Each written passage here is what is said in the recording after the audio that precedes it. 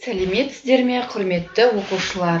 Сіздермен бірге Жұмабаева тілектес Камилқызы, Маңғыстау облысы, Жаңаөзен қаласы, Теңге ауылындағы нөмір 11 орта мектептің бастауыш сынып мұғалімі.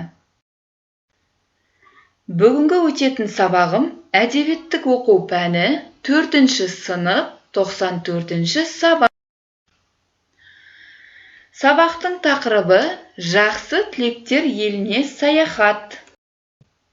Сабаққа негізделген оқу мақсаты өз ойын, сезімін, көзқарасын өмірде болған өзге шығармадағы ұқсас оқиғалармен салыстыра отырып білдіру. Оқылған шығармадағы оқиға жүйесін анықтап, оны бөліктерге бөлу, әр бөлікке ат қойып, жоспар құру. Сабақтың дескрипторы: тыңдаған мәтін бойынша пікір білдіресіңдер. Оқиға бөліктеріне ат қойып, жоспар құрасыңдар.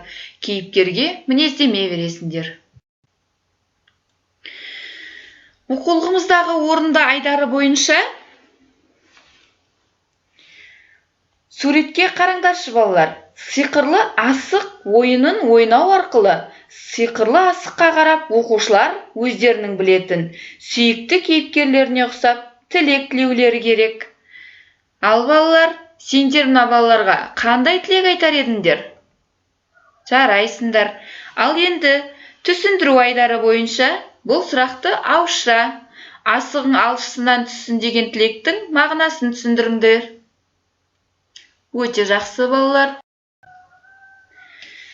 Түсініп оқы айдары бойынша оқулығымыздың 55-ші бетін ашайық. Катаевтың «Жеті түсті желбіргүл» атты ертегісін оқып берейін. Ертеде Женя деген қыз болыпты. Бір күні анасы қызын дүкенге тоқаш алып келуге жібереді. Тоқаштарын сатып алған Женя жан-жағына қарап келе жатты. Көзіне көрінген қарғаларды санады. Женяның артынан еріп келе жатқан ит оның сөмкесін тесіп, жол бойы тоқаштарын бір-бірлеп жеп қойған еді. Кенет Женя өзінің сөмкесі жеп-жеңіл болып қалғанын сезді. Итті қуа жөнелді. Ит жеткізбеді, бірақ Женя өзі жолдан адасып кетті. Бір кезде қайдан шыққаны белгісіз, дәл алдында бір әжей пайда болды.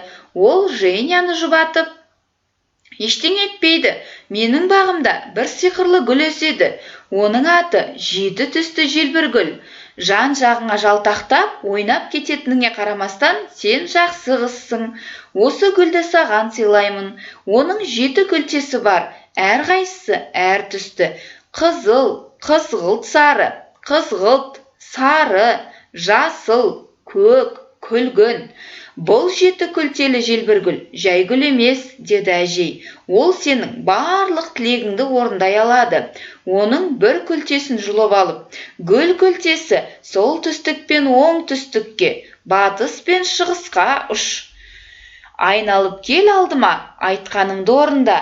Осы жерге түстеу керек, содан кейін тілегің лезде орындалады. Ал кәне көрейік 7 түсті желбіргүлді, деді Женя. Ол гүлді сары күлтешесін жұлып алып, асыға лақтырып жіберді де: гүл күлтесі солтүстік пен оңтүстікке, батыс пен шығысқа ұш. Айналып кел алдыма, айтқанымды орында. Осы жерге түс, мен тоқаштарыммен лезде үйімде болайын, деді. Айтып үлгергені сол еді, ол тоқаштарымен үйінен бір-ақ шықты. Женяның бойы аса ұзын емес еді. Ол орындыққа шығып, жоғары сөредегі анасының әдемі құмырасын алуға ұмтылғанда, саусақтары іліп кетіп, құмыра еденге түсті де быт-шыт болып сынды. Ол сиқырлы гүлдің қызыл күлтешесін асыға жұлып, лақтырып жіберді де: гүл күлтесі солтүстік пен оңтүстікке, батыс пен шығысқа ұш. Айналып кеп алдыма, айтқанымды орында. Осы жерге түс, анашымның сүйікті құмырасы бүтінделетін болсын, деді. Сол сәтте құмыра сынықтары жиналып, бұрынғы қалпына келе қалды. Женя аулаға шығып, ұлдардың ойнап жатқанын көрді. Ол сендермен бірге ойнайыншы, дейді. Бірақ ұлдар: қыздармен солтүстік полюс ойнамаймыз, деп Женяны ойынға қоспады. Женя ұлдардан әрі таман тұрып, қалтасынан қызғылт сары күлтешені жұлып алып лақтырып жіберді де, гүл күлтесі, солтүстік пен оңтүстікке, батыс пен шығысқа ұш. Айналып кеп алды ма, айтқанымды орында. Осы жерге түс, мені солтүстік полюске жеткіз деп бұйырады. Айтқаны сол еді, айнала қап қараңғы қорқынышты боп кетті. Құйынды желден аяғының астындағы жер дөңгелене жөнелгендей болды. Солтүстік полюсте жападан жалғыз өзі, үсіп жаураған саусақтарымен жасыл күлтешені жұлып алып лақтырып жіберді де, гүл күлтесі, солтүстік пен оңтүстікке, батыс пен шығысқа ұш, айналып кеп алдыма, айтқанымды орында. Осы жерге түс, өз аулама қайта жеткіз деді. Сол сәтте-ақ ол өз ауласына топ ете түсті. Балалар, сендерге ертегі бойынша тапсырма беремін. Тапсырманы ауызша орындайық. Оқиға қалай басталды? Женя солтүстік полюс туралы алдын ала білді ме? Ертегідегі кейіптеу кейіпкері бар ма?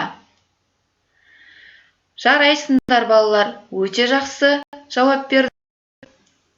Ал енді балалар, ойлан айдары бойынша сұрақтарға жауап берейік. Ертегідегі әжейдің ойынша Женя қандай қыз? Сенің ойыңша Женя қандай қыз? Ауызша жауап береміз балалар. Жарайсыңдар, өте жақсы жауап бердіңдер. Ал енді балалар, пікіріңді айт. Женяның қай тілегі үшін гүл күлтесін жұмсамас едің? Ертегінің мазмұнына қарай түрін анықта. Ауызша орындаймыз балалар бұл тапсырманы. Жарайсыңдар, өте жақсы. Ал енді балалар, үйге тапсырма. Женяның орнында болсаң, не тілер едің? Ертегі мазмұны бойынша жоспар құрып жаз. Балалар, жауаптарыңды сендерден күтемін. Бүгінгі сабақ сендерге ұнады ма? Егер ұнаған болса, көңілді паровоз кері байланыс арқылы осы сабаққа деген көңіл күйлеріңді, және бұл сабақта сендер не білдіңдер, не үйрендіңдер және не білгілерің келеді. Соны менің жекеме жазып жібере қойың. Осымен сабақ аяқталды. Сау болыңдар балалар.